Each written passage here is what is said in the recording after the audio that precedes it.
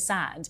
And that, to me, didn't represent what the message I understood someone posted on X, as Liz Jones reported, this isn't what cancer looks like. Other sufferers will feel, well, I'm doing it all wrong. What? Others commented, why are the wardrobe changes, the soft music, the slow motion? Yeah. It was intended to show they're a happy family, but you have to try this hard, ... Hang on, for 1 minute. Let's just cut the woman some slack. We were like braying animals at the bars when she released a homespun photograph with a little bit of tweaking here and there. Yeah. So can you blame her for going all out schmaltz and taking a leaf out of the Oh So Californian book? To be fair, I totally understand why this was choreographed to within 1 inch of its life. It's what we asked for. But then compare it with the video that we had at the end of March. Forgive me if I'm incorrect about that day. When Kate had to, sadly, she was forced, she was pushed into telling us that very personal detail about her cancer journey. Again, that was soft focus, daffodils waving. But it was her. In this video, Piers, Wait for it. didn't see Catherine. What I saw was something that felt like an actress using the words of Catherine. And that I thought was very interesting because, as I said, I wondered whether this was about having some kind of polished control in the narrative exercise, rather than Catherine being able to say, everyone, I've made it through this very difficult hurdle and I'm on to the next stage. I would also question some of the words that was used. For example, I'm here holding your hand, other cancer sufferers. I would have thought we would have seen that. I would have thought we would have seen Catherine. You mean literally see her with other... Stop it. Cancer Absolutely. patients. Yeah, but I would take issue with that because when I read that last line, I thought what I liked about it, and we'll come to the Duke and Duchess of Sussex element of this, but everything they do, in my opinion, and we can argue about this, is self-aggrandizing. It's to promote themselves. It's to do, whatever they want to do. All the charity work. This was work within Victor's. This was a princess laying herself bare and saying, "I understand that." Wait for it. There are a lot of people out there with cancer. And I just want you to know that I'm metaphorically here with you. That's why I'm doing this. I want to shine a light on cancer and everything else. I thought that was powerful. Isn't that actually the duty and role of the monarchy, is that the senior players do, even though we know they live in palaces, we know they have servants, we know they have all the trinkets, ultimately they put a kind of metaphorical arm around and say, we're with you. They're like the country's comfort blanket. I totally agree. And that was the issue. That was the juxtaposition for me, because I was hearing these words and I was confused as to, OK, I mean, I've got family members who have thankfully survived their cancer journeys. It didn't look anything like that. And that's not to say that Catherine's journey needs to look like my family member's journey or anybody else's journey. Let me bring in Tom. Is that a fair... No, because you don't know what the journey was like. I mean, and I'm accepting what that. What we're seeing is the end of the journey, so to speak. And, she wanted to reintroduce herself to the public. I thought it was very, very wonderful to see the happy family. I think they have to appeal to the youth of Britain, who are not natural monarchists. They wanted to show that they were a happy family again. And what's the alternative? That she should sit and do a piece to camera, po-face? I mean, how should she? Well, to not pan. But what about I have seen the criticism that if she talked about holding the hands of everyone who's got cancer, maybe having some footage of her actually with other people. Another time.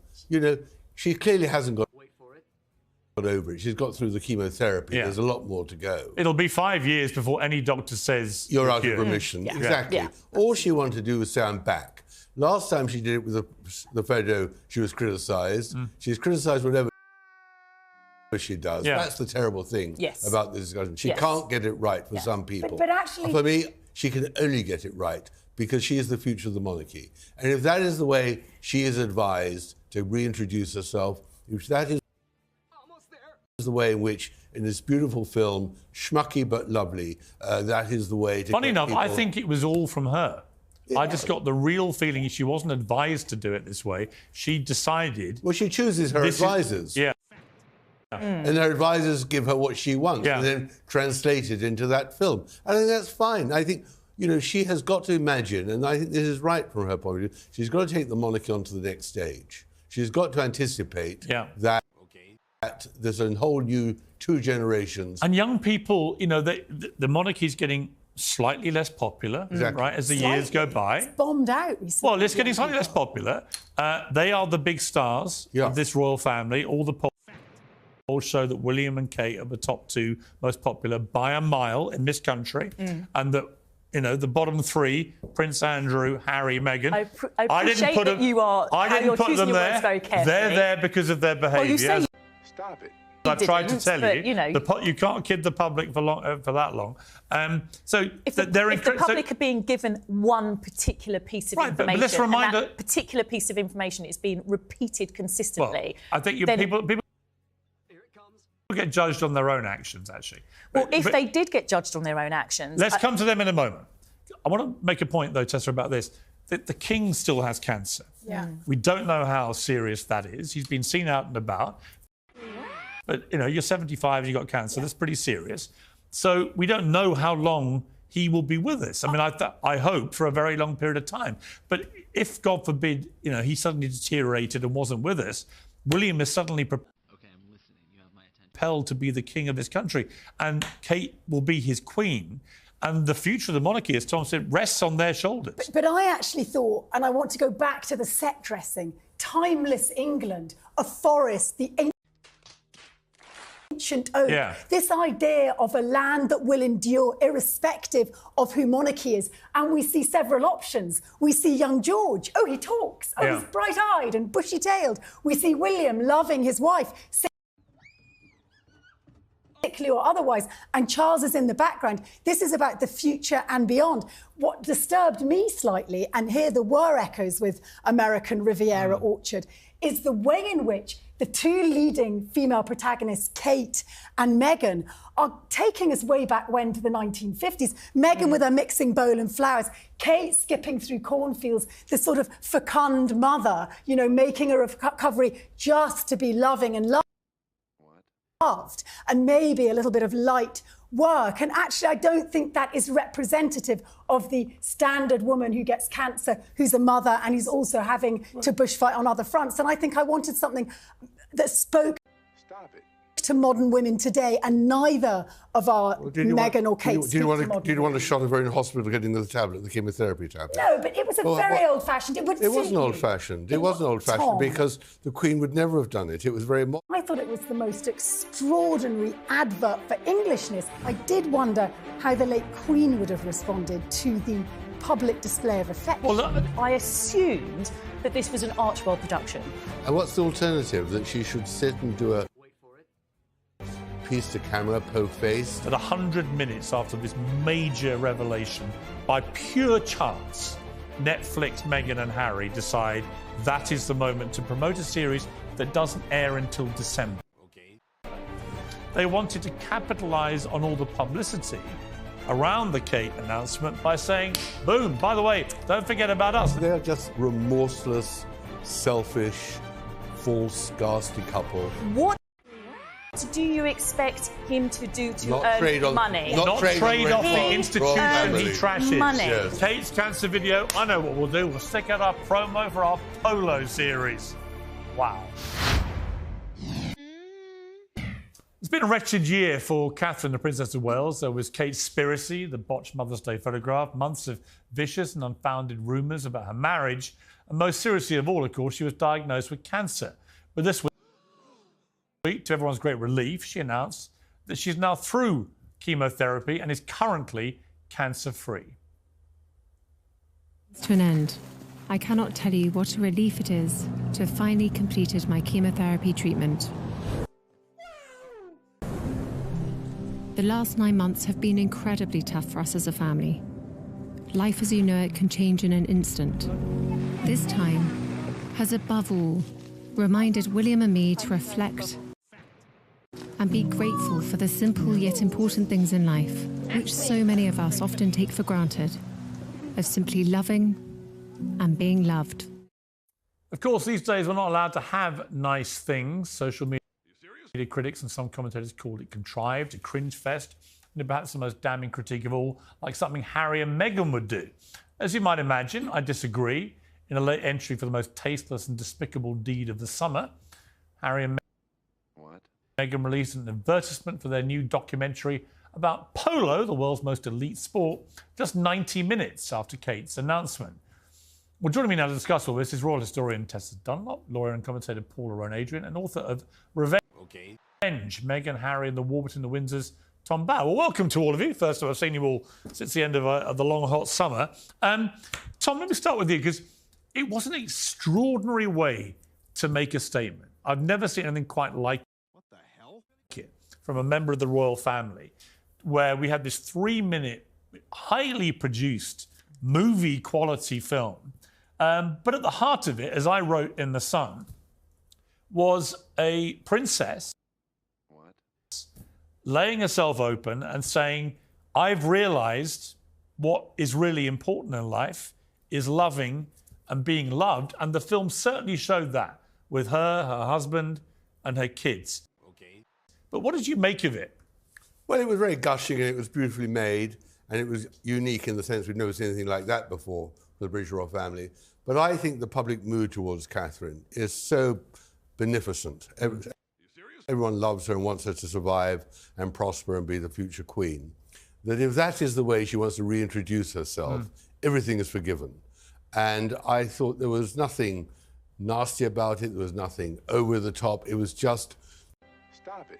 This is how I want to be known. And that's fine. I thought, therefore, I liked it, and everything Catherine does, in my view, is okay. I found it very moving, but only because I think she's a young woman in her early 40s who's, we don't know what cancer it is, but it must have been serious, whatever this is, because it's taken her out of action now for most of the year. She hasn't given any commitment to do any more engagements this year. She may or may not, she says.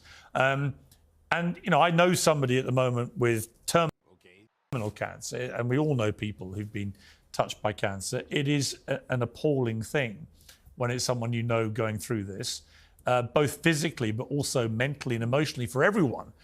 Tessa, though, if you read what Daily Mail columnist Liz Jones said, she said about the video, cancer is messy, imperfect, shattering. After all the mental health initiatives, her work stressing the importance of shaping young minds, this strange, odd film seemed a Ladies and gentlemen, we got him. Misfire from a family once so protective of their privacy. And Melanie McDonough in The Standard wrote, forgive me, was it necessary to share this news with the nation in such an utterly grisly video? As if she was advertising herbal essences, shampoo. What do you think of that criticism? Well, it's interesting. It depends where you believe the key role of monarchy is. And given that they are the future, the touchstone, if you like, and all eyes are on her internationally as well, I thought it was the most extraordinary advert for Englishness. It was a golden summer that I didn't experience. I mean, you went overseas. Well, I did. I was in Italy and France. Those of us hunkered down in Britain. So on the one hand, it was a brilliant advert for the nation. So well done, Kate. I'm sure the English Tourist Board are currently raking it in. But there is a disconnect. And I think the reason there's a disconnect is because this is a very different version of monarchy that places family in the smallest sense of the word first and monarchy, the institution, second. What Kate's basically saying is, this is what I value. Wait for it. The most, and it's my family, and everything else, including being a part of an institution of state, takes very much a back seat. And I did wonder how the late Queen would have responded to the public display of affection. Well, OK, so Paul, let's talk about that, because the Queen, apart from the fact, we'll come to it, there's been the world's worst statue of the Queen released today in Antrim in Belfast, just quite extraordinary thing. Stop it. In Northern Ireland. Let's park that horror story to one side. People have said, well, the Queen would never have done it. Interestingly, towards the end of her life, the Queen started doing some stuff, the Paddington Bear film, the Daniel Craig thing, things we would never have expected to ever deign to do. She was beginning to relax herself in terms of the kind of content she was prepared to put out, recognising that in this kind of Instagram-friendly world we now live in, if you want to get to the eyeballs you want to get to preserve the monarchy, you maybe got to get in this game a bit. Yes, but if the point of this video was to control the narrative, which is what we hear a lot about, don't we? I have to say I'm confused. Here it comes. Because when I watched the video, I was befuddled. I couldn't understand the words I was hearing with then what I was seeing. What I was seeing was, as you said yourself, Piers, something that was very well produced, very slick, very polished. And it was almost like a show, because on the one hand, we had George going up to the camera in his cute, cheeky way and saying, is this rolling? Well, we know it's rolling, and we know that you've got 6 cameramen standing behind you, etc. And on top of that, honest to God, when I finished watching it, I wanted to know who the producer was, because I assumed that this was an Archwell production. Because this looked like a Harry and Meghan. It was that bad, you mean? Well, I'm not suggesting that that's why you might think it was bad. I'm saying that it was very glossy, very California, very let's run barefoot in the sand. And that, to me...